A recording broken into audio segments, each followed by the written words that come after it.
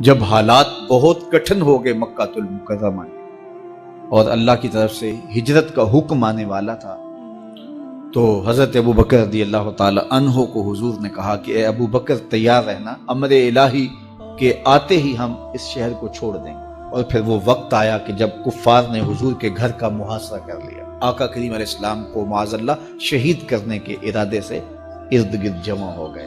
آقا کریم علیہ السلام نے ہاتھ میں خاک پکڑی اور سورہ یاسین پڑھتے ہوئے ان کی آنکھوں میں جھونکتے ہوئے حضور گزر گئے اور انہیں پتہ بھی نہ چلا، اور وہ مکان کا محاصرہ کیے ساری رات کھڑے رہے۔ صبح بستر سے حضرت علی المرتضیٰ اٹھے، اللہ اکبر، تو آقا کریم علیہ السلام نکل گئے اور حضرت ابو بکر صدیق کے گھر تشریف لے گئے۔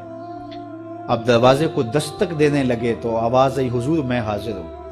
حضرت ابو بکر صدیق تیار کھڑے تھے، تو کہا ابو بکر تم تیار ہو؟ کہا حضور آپ نے کہا نہیں تھا کہ تیار رہنا، کبھی ہجرت کا حکم آ سکتا ہے تو میں تو اس دن سے ہی تیار رہتا ہوں کہ کب حضور آئیں اور جو فرمائیں میں وہی کروں۔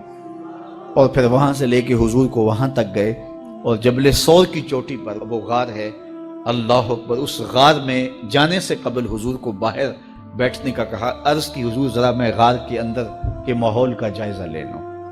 غار کے اندر اترے، پہلے اس کو صاف کیا غار کو، پھر دیکھا جگہ جگہ سوراخ تھے، تو اپنا امامہ پھاڑ کے قمیض اتار کے اس کے ٹکڑے کر کے ان سوراخوں میں کپڑا دے دیا۔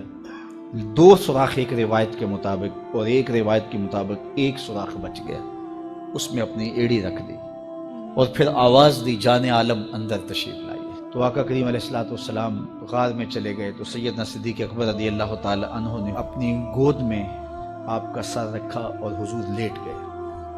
اللہ اکبر، کیا منظر ہوگا! صدیق اکبر نے حضور کو دیکھا اور جی بھر کے دیکھا، اور ایسا دیکھا کہ کوئی اور شریک بھی نہیں تھا۔ یہ واقعہ حضرت سیدنا عمر سے روایت ہے، کتب سیاح میں ہے، اور حضرت عمر رضی اللہ تعالی عنہ یہ بات بیان کرتے ہوئے رو پڑے، اور آپ کہا کرتے تھے کہ ابو بکر یہ غار والی نیکی مجھے دے دیں اور میری ساری زندگی کی نیکیاں لے لیں۔ اللہ اکبر۔ تو حضور علیہ السلام حضرت ابو بکر صدیق کی آغوش میں ہیں۔ اب ہوا کیا کہ سانپ نے جب ہر راستہ مسدود پایا تو خیر وہ اس راستے پہ پہنچا جہاں انسانی گوشت نظر آیا، تو سانپ نے پھر ڈنگ لگایا۔ سانپ کا ڈنگ اچانک، تو انسان تو کپ کپا کے رہ جاتا ہے، اچانک تو چیونٹی کاٹ جائے تو انسان کپ کپا کے رہ جاتا ہے، چھپکلی گر جائے اچانک تو بندہ اپنے وجود کو جو ہے وہ متوازن نہیں رکھ پاتا، تو نیچے سے سانپ اور وہ ڈنگ لگا رہا ہے۔ لیکن لفظ سنیے، یہ حضرت عمر کی روایت ہے کہ حضرت سیدنا صدیق اکبر نے اپنی ٹانگ کو جنبش نہیں آنے دی، مخافت ان یتنبہ رسول اللہ، اس ڈر سے کہ کہیں حضور بیدار نہ ہو جائے۔ ساری توجہ ادھر رہی، بے اختیار آنکھوں سے آنسو ڈھلک پڑے، درد کی شدت اتنی تھی، اور آنسو گرے تو حضور کے رخسار پہ۔ آقا کریم بیدار ہو گئے۔ بیدار ہوتے ہی میرے حضور نے کہا، مالک یا ابا بکر، ابو بکر کیا ہوا؟ تو یہ ہوتی ہے ہنگامی صورتحال۔ ہنگامی صورتحال میں کسی کو پکاریں یا کسی کو کوئی جواب دیں تو مروجہ آداب کی رعایت کے ساتھ جو لفظ بولے جاتے ہیں وہ ترک کرنے پڑتے ہیں۔ اس مائک میں کرنٹ تھا تو میں قریب ہونے لگا، تو آپ نے مجھے متنبہ کرنا تھا، تو میرے ساتھ آپ بہت پیار کرتے ہیں، بہت محبت کرتے ہیں، تو آپ نے اگر مجھے یہ بتانا ہو کہ اس میں کرنٹ ہے اور اگر آپ نے منہ قریب کر لیا تو آپ کو نقصان پہنچ سکتا ہے، تو میرے نام کے ساتھ 20 القاب لیں گے؟ آپ نہیں لیں گے، آپ جلدی جلدی جو ہے وہ مجھے کہیں گے جناب یہاں کرنٹ ہے، تو میں یہیں سے رک جاؤں گا۔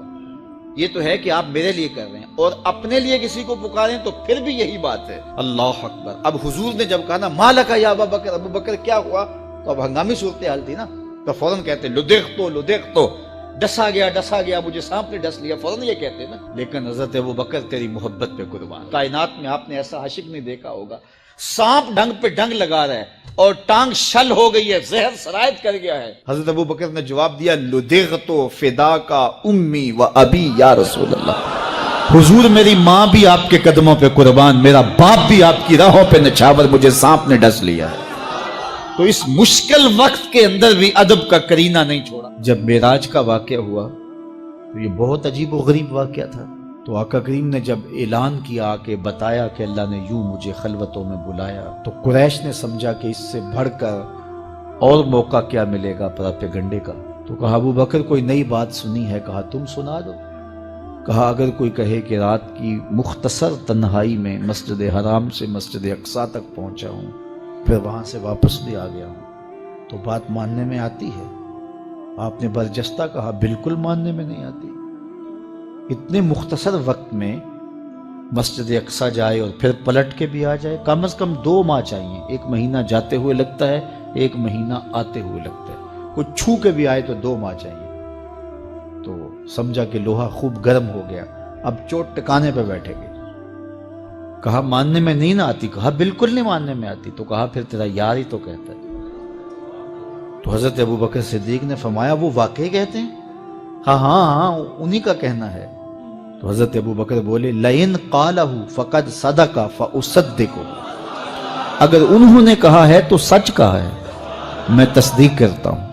کہا ابھی تو تم کہہ رہے تھے کوئی کہے تو ماننے میں نہیں آتا، کہا کوئی کہے تو اب بھی نہیں مانوں گا، وہ اس سے بھی عجیب کہے تو مان لوں گا۔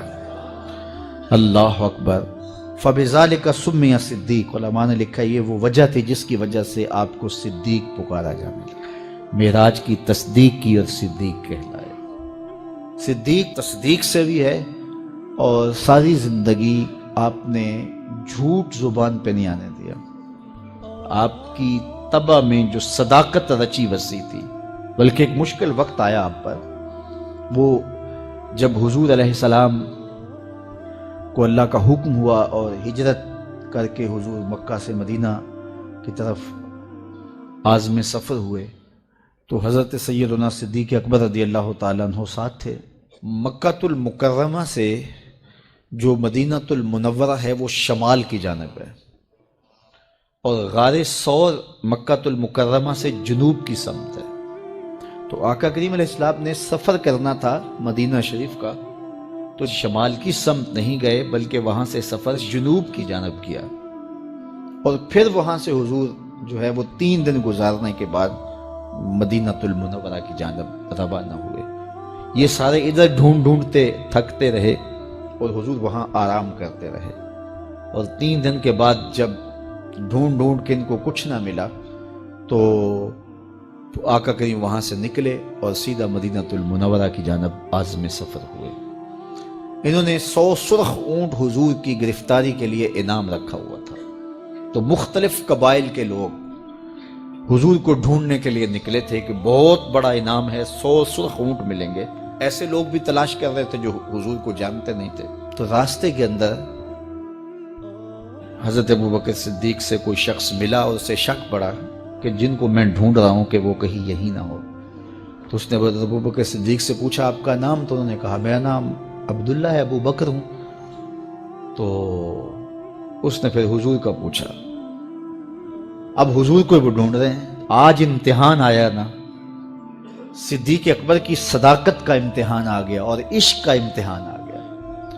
اگر کہیں یہ حضور ہیں تو عشق گوارا نہیں کرتا کہ یہ گرفتاری عمل میں آئے، اور اگر کہیں کہ یہ حضور نہیں ہیں تو ابو بکر صدیق کیسے رہیں گے؟ آج کل تو وہ سڑکیں بن گئی ہیں اور سائن لگے ہوئے ہیں، آپ اکیلے یہاں سے نکلیں تو جہاں جانا چاہیں خود جا سکتے ہیں۔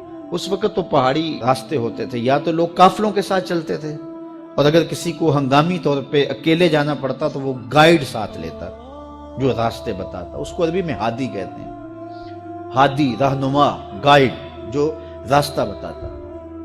تو حضرت ابوبکر صدیق سے اس نے پوچھا یہ کون ہے آپ کے ساتھ؟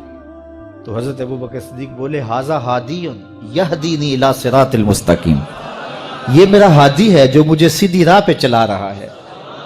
تو وہ سمجھا یہ وہ والا ہادی ہے، لیکن حضرت ابوبکر صدیق دل و قلب و نگاہ کا مرشد قرار دے۔ جب حالات بہت کٹھن ہو گئے مکہ المکرمہ کے، اور اللہ کی طرف سے ہجرت کا حکم آنے والا تھا، تو حضرت ابوبکر رضی اللہ تعالی عنہ کو حضور نے کہا کہ اے ابوبکر تیار رہنا، امر الہی کے آتے ہی ہم اس شہر کو چھوڑ دیں گے۔ اور پھر وہ وقت آیا کہ جب کفار نے حضور کے گھر کا محاصرہ کر لیا، آقا کریم علیہ السلام کو معاذ اللہ شہید کرنے کے ارادے سے ارد گرد جمع ہو گئے۔ آقا کریم علیہ السلام نے ہاتھ میں خاک پکڑی اور سورہ یاسین پڑھتے ہوئے ان کی آنکھوں میں جھونکتے ہوئے حضور گزر گئے اور انہیں پتہ بھی نہ چلا، اور وہ مکان کا محاصرہ کیے ساری رات کھڑے رہے۔ صبح بستر سے حضرت علی المرتضیٰ اٹھے، اللہ اکبر۔ تو آقا کریم علیہ السلام نکل گئے اور حضرت ابوبکر صدیق کے گھر تشریف لے گئے۔ اب دروازے کو دستک دینے لگے تو آواز آئی، حضور میں حاضر ہوں۔ حضرت ابوبکر صدیق تیار کھڑے تھے، تو کہا ابوبکر تم تیار ہو؟ کہا حضور آپ